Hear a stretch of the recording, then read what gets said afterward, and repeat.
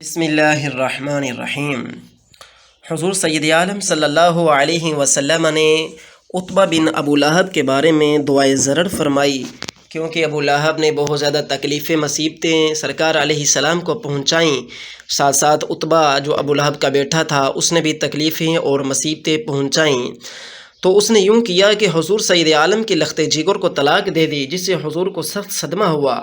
تو آپ نے اللہ تعالیٰ کے حکم پر بھروسہ کیا اور عرض کی، دعا کی، اللہم مسلط علیہ کلبا من کلابک، اے اللہ اپنے کتوں میں سے کتا اس پر نافذ فرما۔ تو ملک شام کی سرزمین زرقہ کے مقام پر ایک شیر نے عتبہ کو چیر پھاڑ ڈالا۔ حاکم نے اس حدیث کو روایت کیا ہے اور اس کی سند بالکل صحیح ہے، اور حافظ ابو نعیم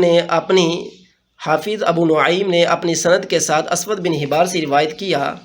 حضرت اسود بن حبار فرماتے ہیں کہ ابو لہب اور اس کے بیٹے عتبہ نے ملک شام کی طرف جانے کے لیے سفر باندھا، تو میں بھی ان کے ساتھ ہو گیا۔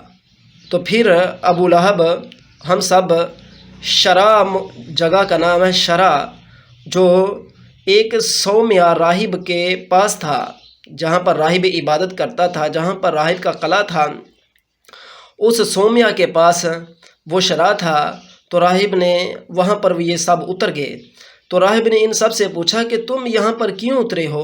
تو انہوں نے جواب دیا کہ ہونا یہاں پر ہم اس لیے اترے ہیں، سباعون کے یہاں پر درندے رہتے ہیں۔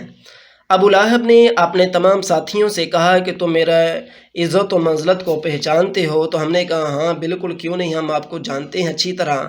تو ابو لہب نے کہا کہ پھر محمد صلی اللہ علیہ وسلم نے میرے بیٹے پر دعائے ضرر کی ہے، چونکہ اس کو خوف و خطرہ تھا، اس کو علم بھی تھا کہ جو دعا محمد صلی اللہ علیہ وسلم کے منہ مبارک سے نکلتی ہے وہ رد نہیں ہوتی، وہ ہمیشہ قبول ہوتی ہے، خواہ وہ دعائے برکت ہو یا خواہ وہ دعائے ضرر ہو۔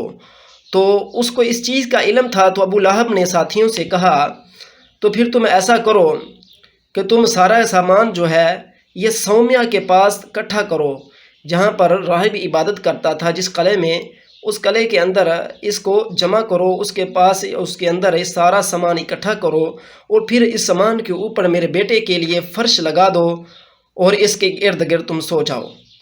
حضرت اسود بن حبار فرماتے ہیں کہ ہم نے ایسا ہی کیا، ہم نے ساز و سامان، مال متاع جو تھا وہ جمع کیا اور اسے بلند ہو کر دیا، اور اس کے اوپر اس کے بیٹے عتبہ نے رات گزارنے کے لیے وہ لیٹ گیا۔ تو رات کو ایک شیر آیا، شیر نے سونگنا شروع کیا، شیر نے ہمارے چہروں کو، ہمارے رخوں کو سونگا، پھر اس نے چھلانگ لگائی اور وہ سامان کے اوپر پہنچ گیا، اور اس نے ابو لہب کے بیٹے عتبہ کا سر کاٹ لیا۔ اور عتبہ کہہ رہا تھا، سیف یا کلب، اے کتے میری تلوار، اور اس سے زائد کہنے پر وہ قادر نہ ہو سکا، وہ مر گیا۔ اس سے زائد کہنے پر وہ قادر نہ ہو سکا، وہ مر گیا تھا۔ اور دوسری روایت میں ہے کہ شیر نے چھلانگ لگائی اور عتبہ نے اپنے ہاتھ سے اس کو مارنا چاہا، مگر شیر نے جلدی سے عتبہ کا کام تمام کر دیا، اس کے بوٹی بوٹی اس کی کر دی، اس کو چیر پھاڑ کر رکھ دیا۔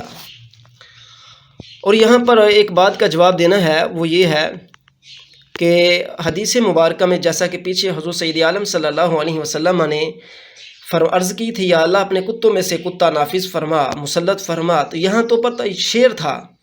تو بزرگ فرماتے ہیں اس کی وجہ یہ ہے کہ شیر کو وہاں پر کتے کے لفظ سے، کتے کے نام سے اس لیے تعبیر کیا گیا تھا کیونکہ شیر اپنی ایک ٹانگ اٹھا کر پیشاب کرتا ہے جیسا کہ کتا پیشاب کرتا ہے، تو اسی وجہ سے وہاں پر کتے کا نام حدیث مبارکہ میں شیر پر بولا گیا۔ مراد وہاں پر شیر تھی، اور شیر ہی اس کے اوپر مسلط ہوا، کیونکہ یہی چیر پھاڑ کرنے والا ہے۔